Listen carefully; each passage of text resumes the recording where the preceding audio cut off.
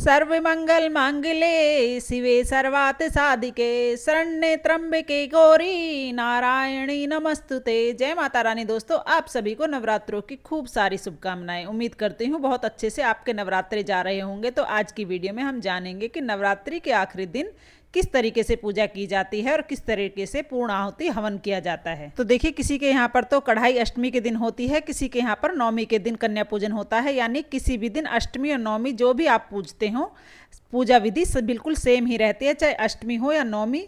तो देखिए, यहाँ हमारे यहाँ पर नवमी पूजती है। नवमी को हमें चौकी का विसर्जन होता है। तो हमेशा दशहरा के दिन यानी कि दसवीं तिथि को हमें चौकी का विसर्जन करना चाहिए। चाहे आपके यहाँ अष्टमी का पूजन होता हो या नवमी का होता हो, पूजा विधि सेम ही रहेगी। तो जो हमारा आखिरी दिन होता है, उस दिन सुबह सवेरे स्नान आदि करके हम शुद्ध हो जाएं। जो भी पूजा स्थल है वहाँ पर साफ सफाई कर लें।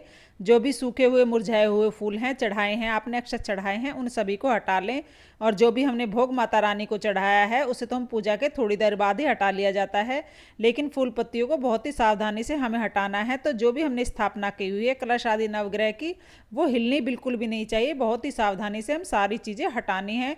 चौकी को हम इस तरीके से हल्के हाथ से साफ सफाई कर लेते हैं। सेम वैसे ही पूजा करनी है जैसे हम डेली सुबह के समय रोजाना करते हैं। उसके बाद देखिए, एक जल का लोटा हम लेंगे और उसके अंदर एक फूल डाल लेंगे और उसके छींटे देकर हम सभी को भाव रूप से स्नान करा देंगे। गणेश भगवान को, वरुण देव को, कलश देव को, माता रानी को, नवग्रह को, सभी को जल का छींटा देकर इस तरीके से हम स्नान करा देंगे। सभी को स्नान कराने के बाद बाकी बचे हुए जल को हम ज्वारे में सींच देंगे। उसके बाद हम अपनी पूजा शुरू करेंगे। तो देखिए, यहाँ पर मैंने अखंड जोत जलाई है।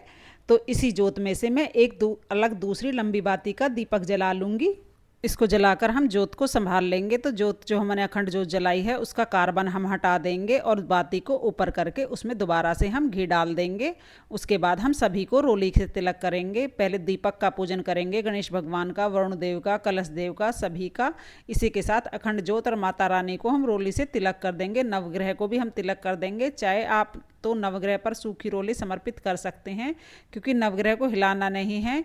तो नवग्रह की जब स्थापना की जाती है तो उन्हें कोशिश करें कि वो बिल्कुल भी हिले ना। तो इस तरह से हम माता रानी को मैंने तिलक कर दिया है। माता रानी के जितने भी स्वरूप हैं इस तस्वीर में दिए गए हैं, सभी को हम तिलक कर देंगे। और माता रानी का जो वाहन है सिंह, उसको भी हम तिलक कर देंगे। उसके बाद हम यहाँ सभी को अक्षत समर्पित करेंगे। उसके बाद फूल समर्पित करेंगे। तो देखिए, अगर हो सके तो इस दिन माता रानी को लाल फूल समर्पित करें। अगर लाल फूल आपको गुलाब का नहीं मिलता है तो कोई बात नहीं, आपको गेंदे का फूल मिल जाए तो जो भी फूल आपको मिल जाए वो आप माता रानी पर चढ़ा दें। आप चाहे तो फूल माला भी माँ को चढ़ा सकते हैं। कलश पर भी हमने फूल रख दिया है। यहाँ पर अखंड जोत को, माता रानी को, नवग्रह को, सबको हम फूल चढ़ा देंगे। उसके बाद हम सभी को धूप दीप दिखा देंगे। तो जैसे हम पहले दिन पूजा करते हैं वैसे ही हमें पूजा करनी है। भोग प्रसाद में आज जो मुख्य रूप से बनाया जाता है वो हलवा पूरी का भोग बनता है, जिसे अठावड़ी कहते हैं। साथ में काले चने बनाए जाते हैं। साथ में आप फल मेवा मिठाई का भोग भी लगा सकते हैं। अष्टमी नवमी के दिन यानी कि नवरात्रि के आखिरी दिन जो भोग बनता है वह हलवा पूरी और चने का भोग बनता है। इस भोग को हम रख देंगे। फिर हम जल का लोटा भी पास में ही रखेंगे। आप चाहें तो बतासे का भोग भी लगा सकते हैं, जल का भोग भी हम लगा देंगे। फिर इसके बाद हवन किया जाएगा। देखिए, वैसे तो हम रोज हवन करते हैं, लेकिन नवरात्रि के दिन पूर्ण आहुति हवन होता है। कुछ ना कुछ विशेष होता है। गाय के गोबर का उपला सुलगा लेंगे। कपूर और घी से हम अग्नि प्रज्वलित करने के बाद इसमें हम लौंग के जोड़े को चढ़ाएंगे। 2, 5, 7, चाहे जितने भी आप लौंग के जोड़े आग में चढ़ा सकते हैं। माँ का मंत्र बोल सकते हैं, ओम ऐं ह्रीं श्रीं क्लीं चामुंडाय नमः या ओम दुम दुर्गे नमः बोलते हुए हम इस लौंग के जोड़े को चढ़ाएंगे। फिर बतासे का भोग भी हम अग्नि में ही समर्पित कर देंगे। बीच बीच में हम घी की आहुतियाँ डालते रहेंगे। तो यहाँ पर गौरी गणेश का ध्यान करते हुए हम आहुतियाँ देंगे। नवग्रह का ध्यान करते हुए आप आहुति दे सकते हैं। माता रानी का कोई भी मंत्र बोलते हुए आप आहुतियाँ दे सकते हैं। नहीं तो आप जय माता दी बोलते हुए भी आहुतियाँ दे सकते हैं। उसके बाद जो हवन सामग्री हमने बना रखी है पूजा के लिए, वो भी हम 5-7 आहुतियाँ अग्नि में डाल देंगे। इसके बाद जो भी हमने भोग प्रसाद बनाया है उसको भी हम ऐसे ही अग्नि में डाला जाता है। पूरी हलवे चने का जो भोग हमने माता रानी को लगाया है उसे हम अग्नि में समर्पित कर देंगे। ऐसा माना जाता है कि अग्नि में जब हम भोग चढ़ाते हैं, होम करते हैं, तो वो सीधा देवों तक पहुंचता है। तो इस तरीके से आप 5 बार 7 बार हलवा पूरी से अग्नि में आहुतियाँ दे सकते हैं। उसके बाद आप चाहें तो अलग से दीपक जलाकर आरती कर सकते हैं या कपूर जलाकर भी। इस तरह से सबसे पहले हम गणेश भगवान की आरती करेंगे। उसके बाद माता रानी की, नवग्रह की, कलश देव की, सभी की बहुत ही प्रेम पूर्वक हम आरती कर लेंगे। आरती करने के बाद हम पूजा में रही कमियों के लिए हाथ जोड़कर क्षमा याचना करेंगे और माँ से प्रार्थना करेंगे कि हे माँ, अगर 9 दिनों में मुझसे कोई भूल चूक हो गई हो, मैंने कोई अपराध कर दिया हो, तो उसे माफ़ करें और मुझ पर अपनी कृपा दृष्टि बनाए रखें। तो इस तरह से हम हवन करेंगे। उसके बाद जो श्रृंगार की सामग्री हमने माता रानी को पहले दिन नवरात्रि के दिन चढ़ाई थी, वो हम माता रानी को छुआकर प्रसाद के रूप में कन्याओं में बांट देंगे। बाकी 1-2 चीज़ें हम आशीर्वाद के रूप में माता रानी की सामग्री हम रख लेंगे।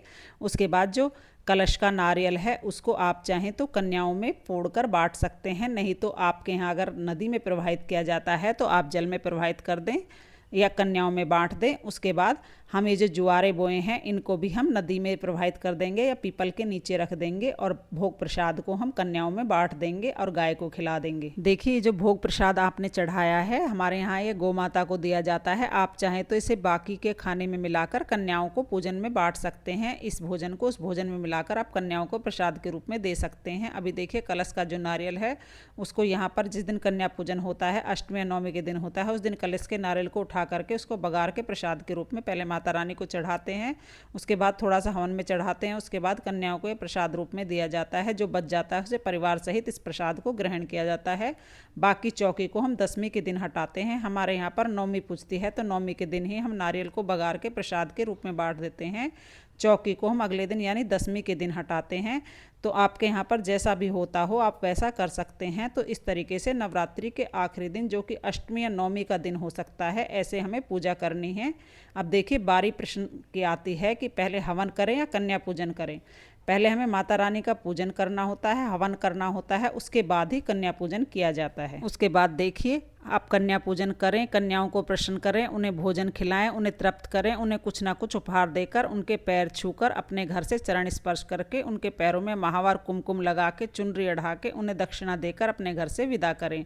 और जब कन्या प्रसन्न होती हैं तो माँ भगवती स्वयं ही प्रसन्न हो जाती हैं। तो नवरात्रि की चौकी का विसर्जन कैसे किया जाता है, इसका वीडियो आपको चैनल पर मिल जाएगा। उम्मीद करती हूँ वीडियो आपके लिए यूज़फुल रहा होगा। वीडियो थोड़ा भी यूज़फुल हो तो प्लीज़ वीडियो को लाइक कर दें और मेरे चैनल को सब्सक्राइब कर लें और कमेंट बॉक्स में जय माता दी अवश्य लिखें। जय माता दी।